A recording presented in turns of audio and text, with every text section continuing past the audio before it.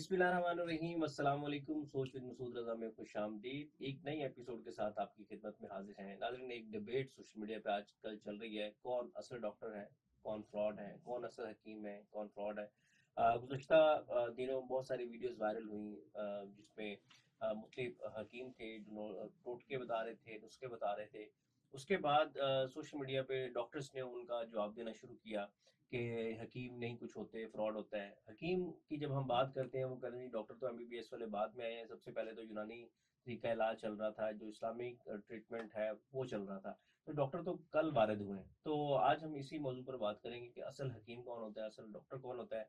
मेरे साथ मौजूद हैं इस खुसूसी पॉडकास्ट में हकीम अताउर रहमान सिद्दीकी साहब। बहुत बड़ा नाम है हिकमत की दुनिया का, खानदानी हकीम है, उनके दादा हकीम, उनके वालिद हकीम, और उनकी कई नस्लें इस शोबा से वाबस्ता हैं और पाकिस्तान में हिकमत की दुनिया में बहुत अच्छा नाम रखते हैं। हकीम साहब, वेलकम टू सोच विद मसूद रज़ा। जी, बहुत शुक्रिया जी। सर, कैसे हैं आप? अल्लाह का एहसान अल्हम्दुलिल्लाह। हकीम साहब, एक डॉक्टर साहब की वीडियो मैंने देखी कि वो एक वीडियो पहले वायरल होती है सोशल मीडिया पे, वो उसको लगाते हैं नीचे और ऊपर वो अपनी वीडियो लगाते हैं और उसके ऊपर वो तज़किया देना शुरू कर देते हैं, ये हकीम फ्रॉड है, ये ठीक नहीं है, या ऐसा हो नहीं सकता, मेडिकल साइंस ऐसे नहीं कहती। तो आप क्या कहते हैं सर? सबसे पहले तो मुझे बताएं इस बारे में कि अगर हम हकीम की डेफिनेशन करें तो आपके कागजों में क्या हकीम कौन होता है? क्या वो जो होता है, वो जो 3 मरले के एक छोटे से घर में बने हुए जो कॉलेज होता है हिकमत का, वहाँ से डिग्री ले लेता है, या इसके पीछे कोई तजर्बा भी शामिल होता बिस्मिल्लाहिर्रहमानिर्रहीम। बहुत शुक्रिया डॉक्टर मसूद साहब, आपकी शफ़क़त का कि आपने इस प्रोग्राम में हमें बुलाया ताकि हम अवाम उन्नास को एक सच्चाई का चेहरा दिखा सकें। मसूद भाई, बात ये है कि आजकल सोशल मीडिया पे जो बहुत एक्टिव होता है तो लोग उस पे, हमारी मासूम जो आवाम है वो रिलाय कर बैठते हैं और उस रिलाय के चक्करों में वो अपने नुकसान भी कर बैठते हैं, है? चाहे डॉक्टर्स हों चाहे हकीम हों। हुँ, आपका पहला सवाल ये है कि मुस्तनद होने की दलील क्या है? जी।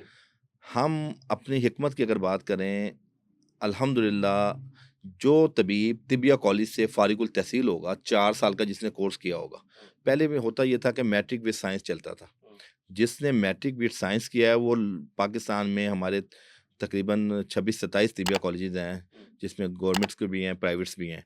तो उनमें वो 4 साल का कोर्स करके फ़ाज़िल तिब व जराहत का तबीब बनता था। हुँ, गुज़श्ता 10 सालों से इसमें अपग्रेडेशन आई है। हुँ, अब इक्वल एफएससी प्री मेडिकल के स्टूडेंट्स जो जिनका मेडिकल में दाखिला नहीं होता, हुँ, तो वो जो रह जाते हैं, तो वो हिकमत के अंदर मुख्तलिफ यूनिवर्सिटीज़ ने, जैसे आपकी जीसी यूनिवर्सिटीज़ हैं, सुपीरियर यूनिवर्सिटीज़ हैं, या आपके अब ये तो हमदर्द बीएस यूनिवर्सिटीज़ हैं। लेवल पे कर रहे हैं, बिहार एब्सोल्युटली। यूनिवर्सिटी भी कर रही है, हमदर्द भी हाँ, कर रही है, यानी मुतशी भी कर रही है, उसके अलावा पीरियड भी कर रही है। 14-15 यूनिवर्सिटीज़ ने इसको डिप्लोमा से डिग्री में कन्वर्ट कर दिया। यानी वो डिग्री क्या है, हमारा वही जो हकीम, वो जो डॉक्टर ने फिजियोलॉजी पढ़ी है, एनाटॉमी पढ़ी एमबीबीएस है, वाला उन्होंने तकरीबन 60% सेम, सिलेबस वही आ गया। एब्सोल्युटली। सिर्फ ये है कि उनकी फार्माकोलॉजी है हुँ, और हमारी तिब में फार्माकोग्नोसी है, हुँ, इल्म नबातात जिसके अंदर दस्तरस हासिल हुँ। होती है। अच्छा एक हकीम साहब, सॉरी, जी, जी। कतई कलामी की माज़रत, ये हुआ अभी। हाँ, उससे पहले हम देखते थे कि लाहौर में 4 तिबिया कॉलेज हैं, एब्सोल्युटली ठीक ऐसे ही है? है। 5-5 मरला की बिल्डिंग है या जी, बिल्कुल। थोड़ी-सी हैं, और उनमें मैंने एक दिन पिछले दिनों एक एक्सपेरिमेंट किया मैंने मेरे घर के पास, क्योंकि 2 मेडिकल कॉलेज जो तिबिया कॉलेज हैं वो मेरे घर के बिल्कुल पास है, अच्छा, अच्छा। ठीक है? उनमें मैंने एक में कहा जी कि मैंने एडमिशन लेना चाहता हूँ। बिल्कुल तो सही। वहाँ पे जो आपने अभी बात बताई कि जी एफएससी प्री मेडिकल होगी और हुँ, उसके बाद होगा, लेकिन ऐसा कुछ नहीं था। उन्होंने कहा जी आप हाँ इसने जी, मैट्रिक कीता है? मैं कहा ये कंपार्ट है। उन्होंने कहा बिल्कुल जी ऐसे हो ही जाएगा। है। तो अच्छा। ये फिर मुझे उस दिन ये जो क्वेश्चन है ये मैंने इसलिए आपसे पूछा जी, जी, बिल्कुल। कि ये जो छोटे, अगर कोई मेडिकल कॉलेज है ना, तो हुँ, उसके साथ एक हॉस्पिटल एसोसिएटेड होता है जहाँ पे बिल्कुल ऐसे ही प्रैक्टिकल्स किया जाता है। है। तो बिल्कुल। हिकमत वाला जो होता है तो उसकी प्रैक्टिकल कहाँ की करवाए जाते हैं? हाँ, बिल्कुल आप सही कह रहे हैं। पंजाब हेल्थ कमीशन जब कानून साज़ी से पहले जो हमारे 2 नंबर तिबिया कॉलेजेस थे ना, बहुत ज़्यादा थे। हम्म, इवन के अपने घरों के अंदर इंस्टीट्यूट और ऑनलाइन करके जी हम तिबिया कॉलेज की डिग्रियाँ देते हैं। हम्म, पिंडी के अंदर और कई जो छोटे शहर हैं वहाँ पे सबसे ज़्यादा काम हो रहा था। तो पंजाब हेल्थ कमीशन ने आके उनको बंद कर दिया। हम्म, अब अल्हम्दुलिल्लाह जितने भी तिबिया कॉलेजेस हैं वो मुस्नद हैं, हम्म, उनकी इंस्पेक्शन होती है। हम्म, हमारी कौंसल है जो तिब कौंसल की जो इस्लामाबाद में, हम्म, देखें पाकिस्तान में जो इस टाइम तरीक़े इलाज राइज हैं, उसमें 3 हैं जो ऑथेंटिक है, जो अहल रखते हैं हम्म, ट्रीटमेंट के, जिसके अंदर एलोपैथिक, जिसको हम फ़रंगी तिब कहते हैं, हम्म, तिब्ब नबवी, जिसको तिब नबी में इनके जो यूनानी तिब है, अल्टरनेटिव मेडिसिन, और तीसरे नंबर पे होम्योपैथिक है। ये 3 ट्रीटमेंट हैं जो अहल हैं। हमारे अंदर नो डाउट पहले बहुत से नॉन कॉम्पिटेंट नाम नहाद अतिब्बा मौजूद थे, काली भेड़ें मौजूद थी जिन्होंने तिब का नाम बदनाम किया है और ऐसी चीज़ें लोगों को दी जिससे लोगों के गुर्दे भी खराब हुए, जिगर भी खराब हुआ, लोग बजाय ठीक होने के मज़ीद एग्रीवेट हुई उनकी बीमारियाँ। लेकिन अब अल्हम्दुलिल्लाह जब से ड्रैप की कानून साज़ी हुई है, पंजाब हेल्थ कमीशन की कानून साज़ी हुई है, तो अल्हम्दुलिल्लाह आप अब जाएँगे तो आप किसी कॉलेज के अंदर आप ये कहेंगे ना कि मैंने मैट्रिक में मैं फ़ेल हूँ, सप्ली हूँ, मेरा दाखिला हो जाएगा, किसी सूरत में नहीं होगा। ठीक है। ये बात तो ग्राउंड रियलिटी है। ठीक है। हाँ। अच्छा, तो ये हकीम साहब, अब आपने बता दिया कि जिसके पास डिग्री है वो मुस्तनद हकीम है। बिल्कुल तो ऐसे ही। इसमें एक्सपीरियंस कितना मैटर करता है? क्योंकि एक बंदा है उसका कोई बैकग्राउंड नहीं है, एक जी, बंदा जी। उसका कोई खानदानी उसे सिलसिला नहीं है। पिछले दिनों एक ऐसी ही वीडियो सोशल मीडिया पे वायरल हुई। उन्होंने पूछा कि आपके पास डिग्री कौन सी है? उसने कहा जी मेरा दादा सन्यासी सी, हुँ, हुँ, हुँ। मेरे वाला साहब सन्यासी थे, ये उनकी तस्वीर लगी हुई है, ये पहलवान थे। तो क्या ये भी क्राइटेरिया है कि या एक्सपीरियंस कितना मैटर करता है या बैकग्राउंड कितना मैटर करता है? देखें 65 का एक्ट था अयूब खां के दौर में, जब जो शौक रोल रखते थे तिब का, तो उस वक्त उनको एजाजी बुनियाद पे डिग्रियां मिली। उनकी औलादों ने आगे पढ़ा नहीं और यही समझा कि शायद हमारे वालिद साहब को भी एजाजी डिग्री मिली है पाकिस्तान में, तो हम भी शायद उस उनकी डिग्री के बेस पे आगे चलेंगे। ये 2 नंबर लोग हैं। दूसरे नंबर पे जो लोग जिन्होंने, आपने एक क्राइटेरिया की बात की, 4 साल का या 5 साल का डिप्लोमा या डिग्री के बाद 6 माह की हाउस जॉब है हमारी, जो कि बहुत कम हकीम करते हैं। तीसरी बड़ी वजह ये है कि जब हम तिबिया कॉलेज में जाके हम वर्बली बच्चों से पूछते हैं कि आपका बैकग्राउंड क्या है, आपकी फैमिली में कोई तबीब है? तो जो तो तबीब की सपोर्ट या अम्ब्रेला के नीचे होते हैं वो तो सर्वाइव कर जाते हैं। बाकी 70% ऐसे लोग हैं जिनका दूर-दूर तक ना हकीम, उनके ख़ानदान में कोई हकीम, ना वो क्या है, मुख्तलिफ टोटके लेके तो वो आगे लोगों तक फैलाते हैं और वहाँ पे नुकसान का भी पहलू होता है। मैं समझता हूँ ये गवर्नमेंट ऑफ पाकिस्तान को इसके ऊपर एक्शन लेना चाहिए। हम खुद उनकी तरदीद करते हैं, तायद नहीं करते, और गवर्नमेंट भी अपने लेवल पे अपना रोल प्ले करे, तो फिर इंशाल्लाह ये गंदे लोगों का जो है ना यहाँ से कला कमा होगा। क्योंकि सर टोटका एक ऐसी चीज़ है कि वो लोग होम रेमेडीज पे जाना प्रेफर करते हैं हुँ, हुँ। कि बजाय इसके कि वो हॉस्पिटल जाएं। वो कहते हैं घर में कोई उपाय उसका कर लिया जाए। अब जो मेडिकल की दुनिया में कोई मेडिसिन आती है तो उसकी एक्सपेरिमेंटेशन की जाती है और फॉर ईयर्स की जाती है। जी, जी। मे बी कोई 10 साल एक्सपेरिमेंट किया जा रहा है। उसकी जो सैंपल साइज है वो 400 है, 500 है, 500 लोगों पे वो एक्सपेरिमेंट किया जाता हुँ, है। हुँ। उसके बाद वो मार्केट में अप्रूवल के बाद रिकमेंड की जाती है। हुँ, हुँ। उससे पहले जानवरों पे एक्सपेरिमेंट किए जाते हैं। लेकिन यहाँ पे हम देखते हैं कि जिसका जो दिल करता है वो जी ये टोटका है, ये आंखों में डाल लें, ये हुँ। आप सुबह निहार मुंह पी लें, ये शाम को पी लें, जड़ी बूटियां। तो क्या इस हवाले से भी कोई अथेंटिकेशन कोई आपका जो तिबिया काउंसिल है वो कर रही है कि आप कोई टोटका बगैर एक्सपेरिमेंट के नहीं दे सकते? नहीं, अभी तक कोई ऐसी पॉलिसी नहीं आई पूरी दुनिया के अंदर। ट्रेडिशनल मेडिसिन मेडिसिन कहीं भी चल रही है, चाइना में चल रही है, टीएमसी जो भी है। पूरी दुनिया के अंदर कोई ऐसा रूल नहीं है जो इन चीज़ों को जो है ना क्लासिफ़ाइड कर सके या कंपाइल कर सके। ज और मैं समझता हूँ पाकिस्तान में अगर ये रूल बन जाए, इंडिया के अंदर आयुर्वेदिक के अंदर ये चीज़ें आई हैं कि उन्होंने रूल आउट की हैं ये चीज़ें। लेकिन पाकिस्तान में सर देखें 2 वजूहात हैं। जब तक गवर्नमेंट सरपरस्ती नहीं करेगी तबीबों की, उनको बोटैनिकल गार्डन्स, जो हमारे अंदर बहुत बहुत बड़ा-बड़ा माइंड मौजूद है तिब के अंदर, अल्लाह ने बड़ी अक्ल, शऊर, दानाई से नवाज़ा है लोगों को, लेकिन वो इल्म ज़ाया हो रहा है। इसी तरह जो नक और उसी वजह से ये कि गवर्नमेंट को चाहिए कि हमें सपोर्ट करें। देखिए मेडिकल कॉलेजेस को गवर्नमेंट कितनी सपोर्ट करती है। यानी एक तालिब इल्म के ऊपर कई-कई लाख रुपया वो देते हैं, और हमारे हकीमों के ऊपर हमारी कौंसल, मेरा ख़्याल है कि ₹500 भी एक हकीम के ऊपर वर्किंग नहीं करती। तो ये ग्राउंड रियलिटी है कि इसमें गवर्नमेंट को भी चाहिए कि वो सपोर्ट करें, तो फिर ऐसे जो इक़दामात होंगे जिसके अंदर जड़ी-बूटियों की सफाई। अब मैं आपको छोटी-सी मिसाल दूँ, इसबगोल का छिलका, जितना 90% जो पाकिस्तान में सेल हो रहा है, वो गुर्दे में पथरियाँ पैदा कर रहा है। जाली है वो। अब सिंथेटिक ये है। देखें, एक तबीब है, एक तबीब को उसकी पहचान है कि इसबगोल का छिलका का लोग, एक डॉक्टर, पहली बात तो ये है कि कानून साज़ी ये है कि जो तिब की दवाई है वो तबीब लिखेगा, किसी और जो एलोपैथी की दवाई है वो एलोपैथिक डॉक्टर लिखेगा। लेकिन यहाँ एलोपैथिक डॉक्टर इसबगोल का छिलका हकीमों से ज़्यादा लिख रहे हैं। सर वो छिलका लिखने के अलावा अपने अपने ब्रांड शुरू कर दिए हैं। हाँ जी, सुल्तान ब्रांड शुरू के कर सर दिया। एक बड़े फेमस डॉक्टर हैं। तो वो पहले तो वीडियोस बनाते थे हकीमों के खिलाफ। जी, जी। अब उन्होंने अपना पूरा एक हर्बल का वो ब्रांड शुरू कर जी, दिया है। जी। और वो रोज चाय का कप पकड़ते हैं कि ये कावा है जी, ये कावा डालें और जी, वेट जी। लॉस कर लें। अच्छा, आप यकीनन डॉक्टर अफ़ान कैसर साहब की बात कर रहे होंगे। डॉक्टर अफ़ान कैसर साहब के हवाले से 1 साल पहले भी मीडिया के ऊपर हकीमों के खिलाफ उन्होंने 6 माह कैंपेन की। एक 6 माह वो हकीमों के खिलाफ बोलते रहे कि हकीम इस मुल्क में नुकसान पहुंचा रहे हैं, हकीमों के टोटकों ने तबाह कर दिया, हकीमों के टोटकों ने गुर्दे तबाह कर दिए।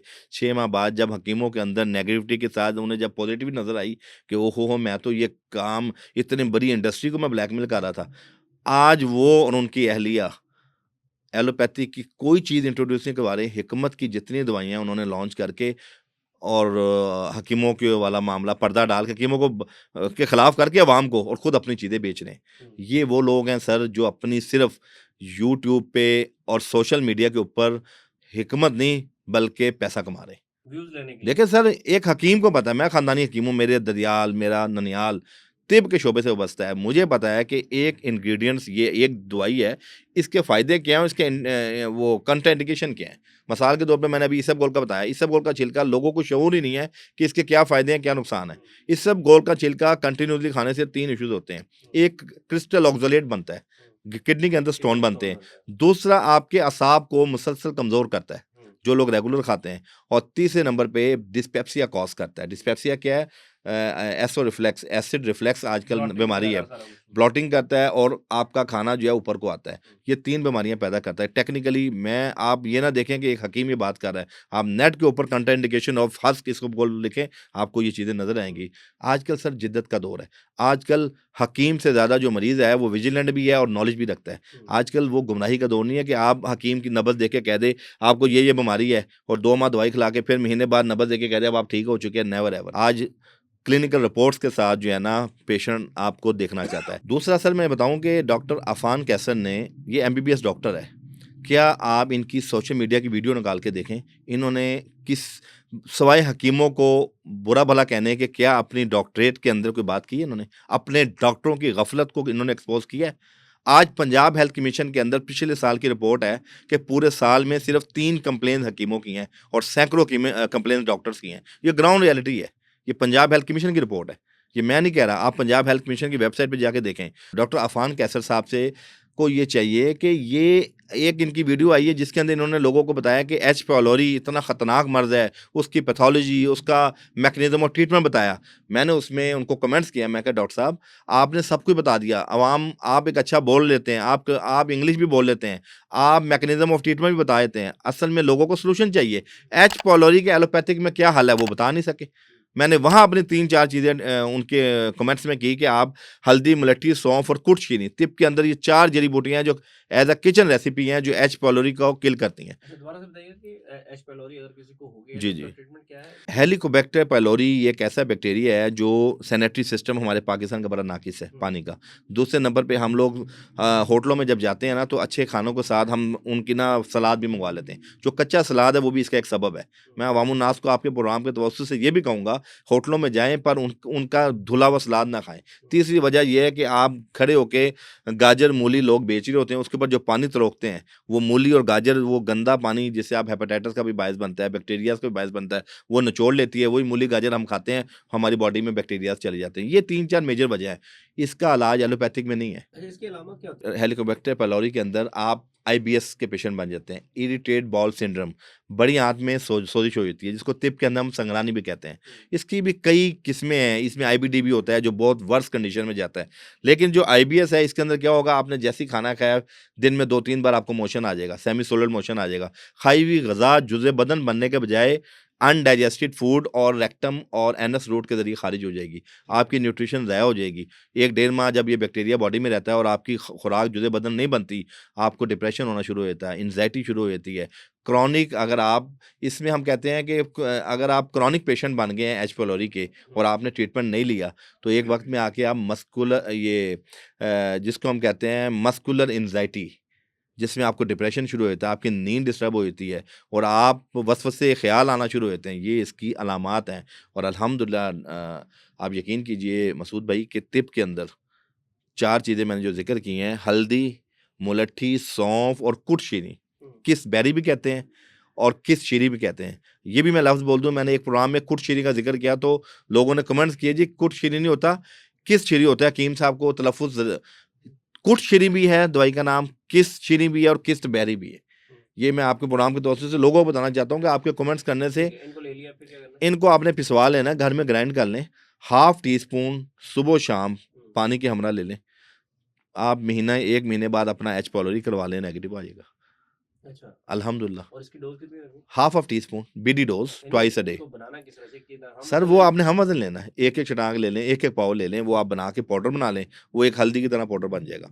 आधी चम्मच सुबह, आधी चम्मच शाम, बिफोर मील, बीडी डोज में ट्वाइस अ डे लें, 1 महीना इसको खाएं, 1 महीने बाद आप अपने टेस्ट करवा लें। मैंने तो एक पिछले दिनों एक पॉडकास्ट में डॉक्टर अफान कैसर साहब को चैलेंज किया था, और मैंने एक और डॉक्टर हैं, डॉक्टर जिनका आपने मुझे पहले एक इशारा किया, अनीस? डॉक्टर अनीस, इनको बहुत शौक है। वो डॉक्टर है? वो मुझे नहीं पता, अगर वो डॉक्टर होते तो लोगों में डॉक्टरों की बातें करते या कोई खैर फैलाते।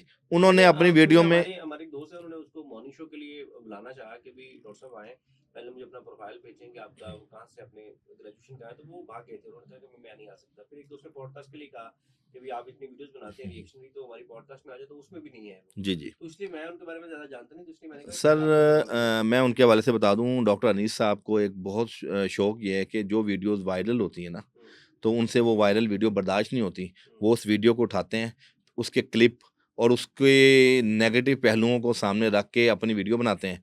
मैं तो ये समझ रहा हूँ कि ये चीटर हैं सारे, ये डॉक्टर अनीस चीटर हैं। ये मखलूक की खिदमत करनी चाहिए।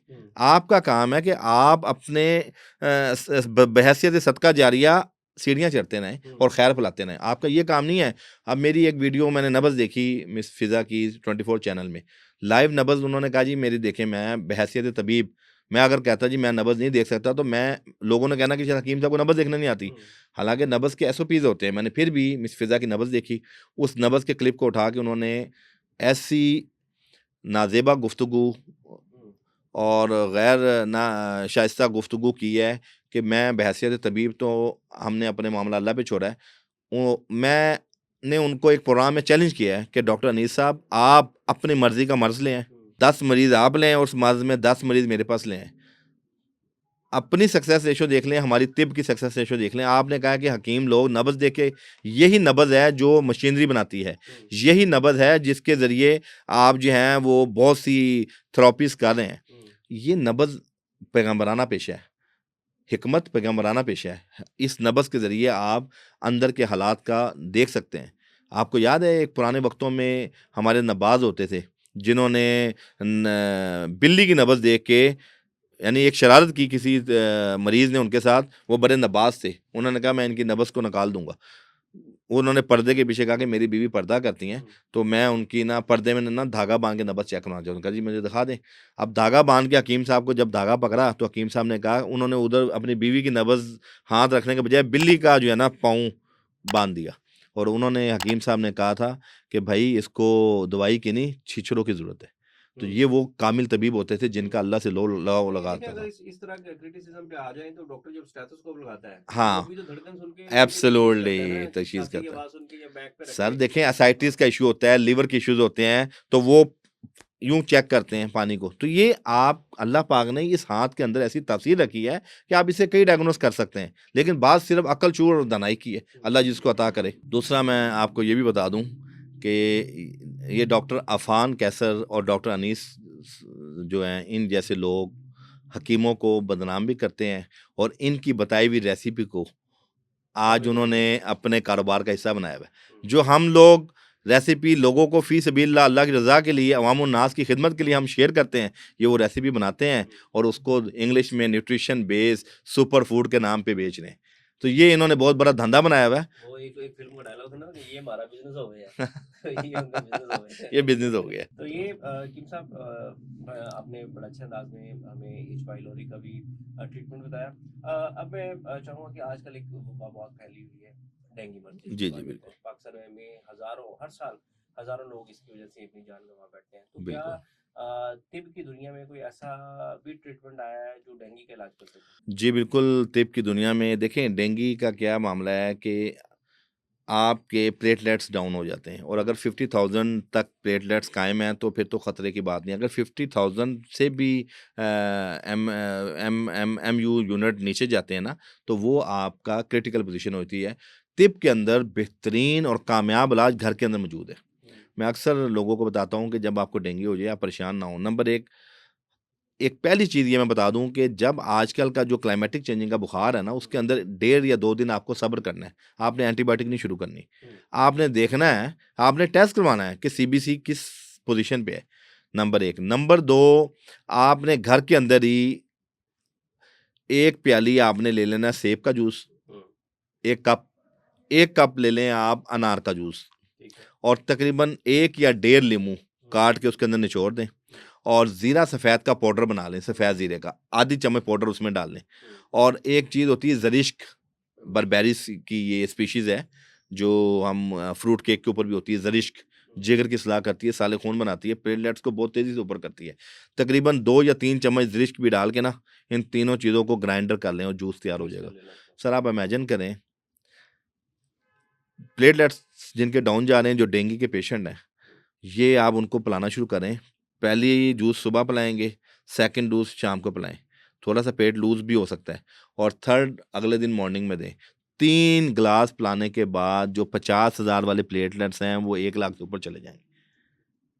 3 गिलास पीने से 3 गिलास पीने से और आप कह रहे हैं कि 60 से 70 हजार प्लेटलेट्स का इजाफा हो जाएगा 100%। 3 गिलास के बाद आप इसको चेक कर लें। लेकिन सर बहुत बड़ा क्लेम कर रहे हैं सर सर जी इम्यूनिटी को एनहांस कर रहे हैं हम मैं जो भी बात करूंगा ग्राउंड रियलिटी की करूंगा और मैकेनिज्म ऑफ ट्रीटमेंट बताऊंगा। क्योंकि डेंगू वाला पेशेंट पहले क्रिटिकल होता है, सर अगर कोई इसका साइड इफेक्ट हो जाए तो वो बता सर कहाँ जी तक जा सकता है। ये देखिए तो मैं बुनियादी दवा। देखिए मैं 100% बात कर रहा हूँ। मैं बहुत ज़्यादा कॉन्फिडेंस के साथ और अल्लाह के ऊपर यकीन रखते हुए कहता हूँ, मैं जो बात कर रहा हूँ हम वो पिछले कई सालों से अपने मरीजों को दे रहे हैं और लोग शफायाब हो रहे हैं। बहुत बड़ा क्लेम है हकीम साहब आपका, मैं ऑनर करता हूँ क्योंकि आप बहुत सीनियर तबीब हैं।